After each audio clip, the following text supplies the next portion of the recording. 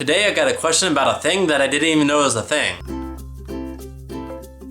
Recently on the tubes, I got a question from Nita. She asked if I can make a video on service cats for people in need. Now when I first read this, I didn't even know what that was. I mean, I had an idea in my head, but I didn't know for sure. It's something I had vaguely heard about, but didn't really stick out in my head. So I thought I'd dive in and see what I could find out. So what I had always seen was dogs as service animals, and from like a legalese technical term, that's correct. In the 2008 American with Disabilities Act, it was stated, the term service animal includes individually trained animals that do work or perform tasks for the benefit of individuals with disabilities, including psychiatric, cognitive, and mental disabilities. It also stated, animals whose sole function is to provide emotional support, comfort, therapy, companionship, therapeutic benefits, and to promote emotional well-being are not service animals. In 2011, the ADA was amended to specifically state that only dogs were service animals. Also, if you couldn't tell, I'm in the United States and my answers are kind of US-centric, so you might have to do your own research about a particular country, or if there's enough interest from like you guys about a country, I can try to dive into it. But yeah, only dogs? What's up with that? Where does that leave kitty cats? Like this cute one that's making bread on my legs.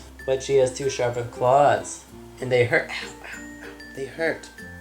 They hurt. Well, while cats aren't currently recognized as service animals, they can be qualified as emotional support animals. So what does that mean? Well, a doctor can write a letter for an emotional support animal, and this would give your cat some special privileges. The first thing mentioned is that emotional support animals can fly in the cabin of a plane. So that's pretty cool. Also, they might be able to live in like no pet apartments. One thing I read online said, ESAs, emotional support animals, are also exempt from no pet housing restrictions due to the establishment of Section 504 of the Rehabilitation Act of 1973 and the Federal Fair Housing Amendments. Any ESA owner is allowed, I think it's supposed to be to live, with their emotional support dog or cat, and his/her housing provider or landlord cannot discriminate against or charge additional pet fees to any ESA owner who has official documentation from a physician or licensed mental health professional. So yeah, with one of these letters, it sounds kind of like you have a case that you could bring a cat or something into a place that says no pets allowed, based on Section 504 of the Rehabilitation Act of 1973 and the Federal Fair Housing Amendments. So I'm sure there are still some stipulations with that, or maybe some things that get around that, but it's a good starting point if you find yourself in that situation. This article I'm reading links to a website called esadoctors.com, and I'll link that below, and it supposedly has information about moving forward to get like an ESA letter from your doctor. But I haven't investigated this or like verified its authenticity, and I don't really know how the process works, so make sure you do your research moving forward. I'll just link it below for you to check out, and to see if it's like meh, or maybe a totally awesome place. I'd say first talk to your doctor or therapist if you have one, and see if that's a service they offer.